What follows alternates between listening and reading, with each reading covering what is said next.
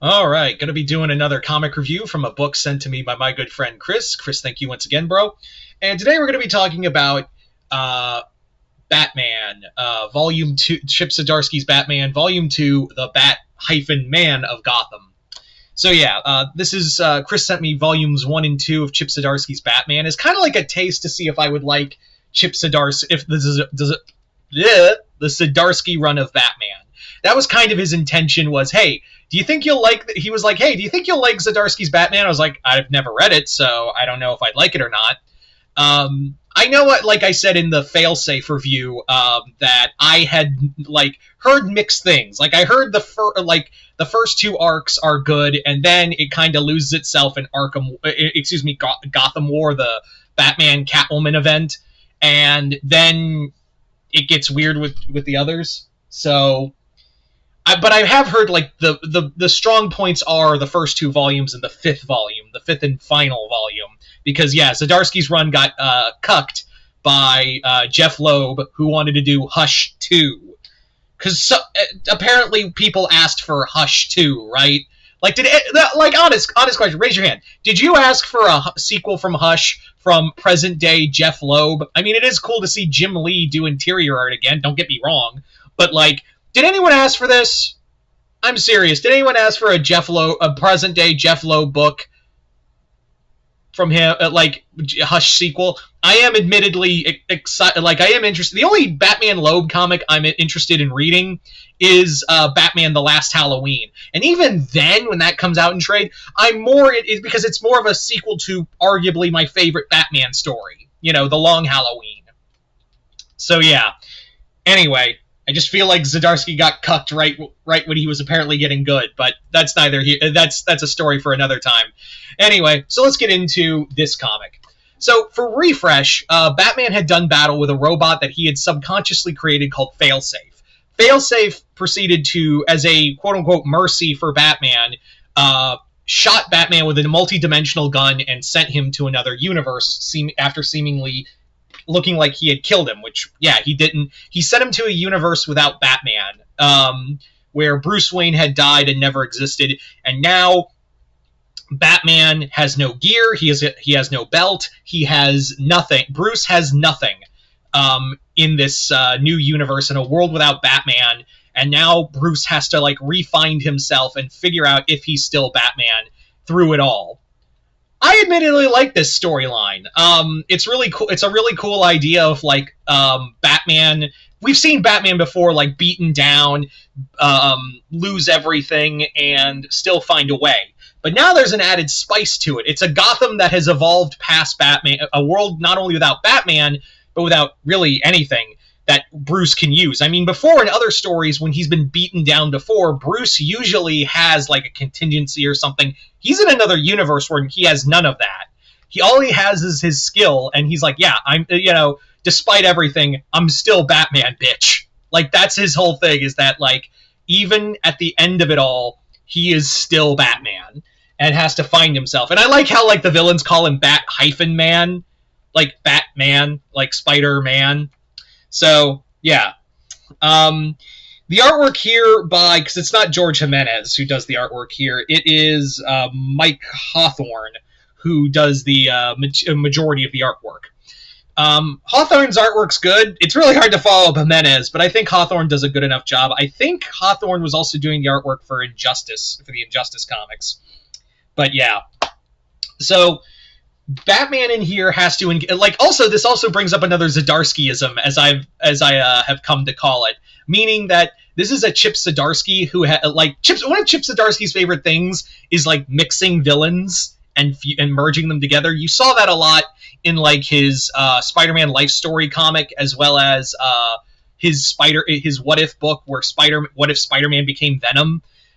In that book, you basically had like in Spider-Man Life Story, you had the Venom symbiote bond with Kraven. You had like all these little mixers together, like all these villains mixed together. So we do that here with a lot of Batman's villains. Like we get the Ghostmaker mixed with Bane. We get a baned out version of of Dent, who never became Two-Face. Instead, he's Dent. He's just called Judge Dent.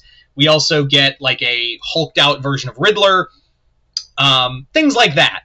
It is like that. Admittedly, yes, it is a lot of people Bane'ified, but it's more like the Bane drug is being used here because in this universe, we have this guy named Darwin Holiday who was supposed to become this universe's Joker, but never did because Bruce never existed. There's no Batman, and he's been basically using multiversal energy to find Joker to become Joker.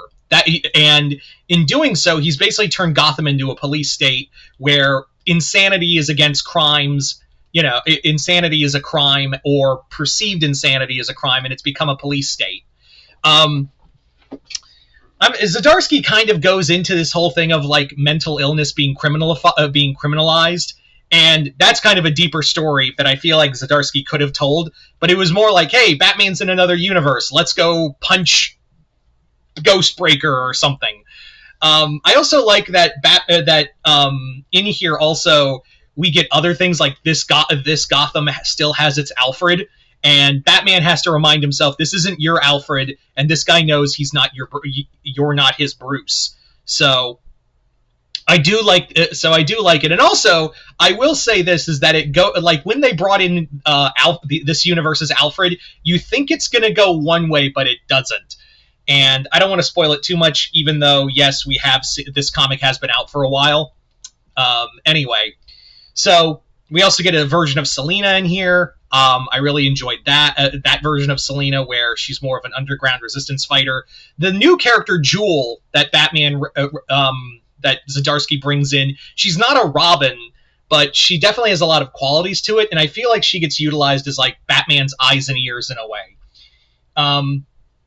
I also really like how Batman just makes his own, like, kind of like he's literally wearing hockey pads. I'm wearing hockey pads. Because he has this low-tech gear now that he has to use. And he's still Batman. Like, he scares Riddler. It's a great scene where he, like, terrifies him. And this is the fucking costume. He's, like, this is the... God damn it. Goddamn lighting. I wish I could show, like, a better shot of the costume.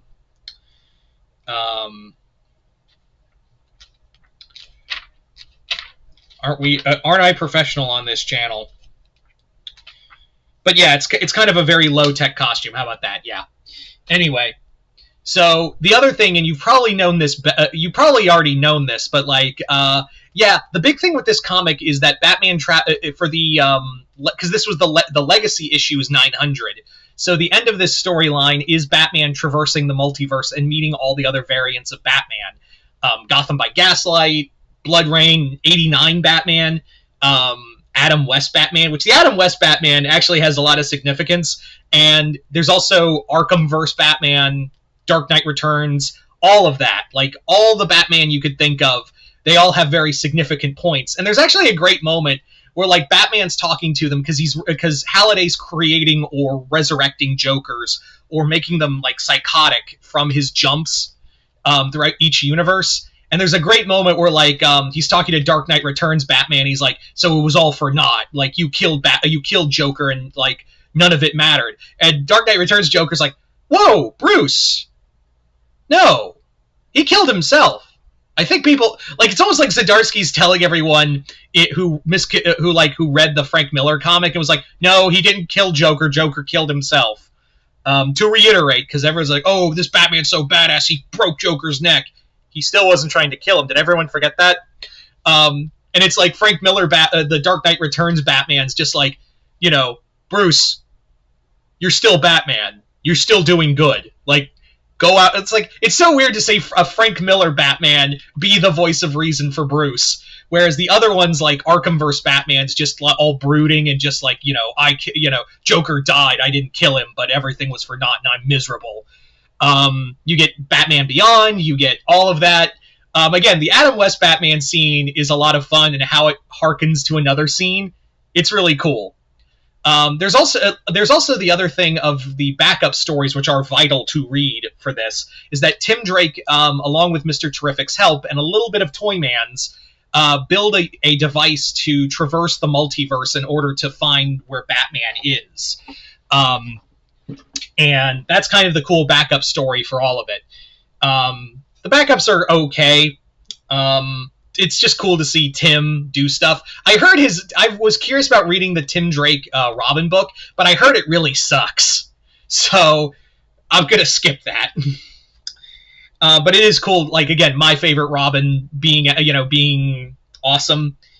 The last issue doesn't really do much other than set up Gotham to be like a prequel to Gotham War, and that's pretty much it. Although I will say it gives more for, set up for Failsafe and the Batman of Zur-En-Arrh, who that's a whole thing going on in the multiverse right now, in this run right now. But yeah, all in all, it was pretty good. I really liked it. Zidarkski's Batman's been unique so far. That's what I've been really enjoying, is that it has this very unique flair to it and has a vastly different, like, you think it's going to be like his Daredevil run, but then you're like, oh, we're dealing with multiverses and robots and weird shit. Yeah. So all in all, it has been a pretty solid book so far. I really have to admit that this has been it's been really cool. Anyway, yeah. Do I recommend this? Yeah.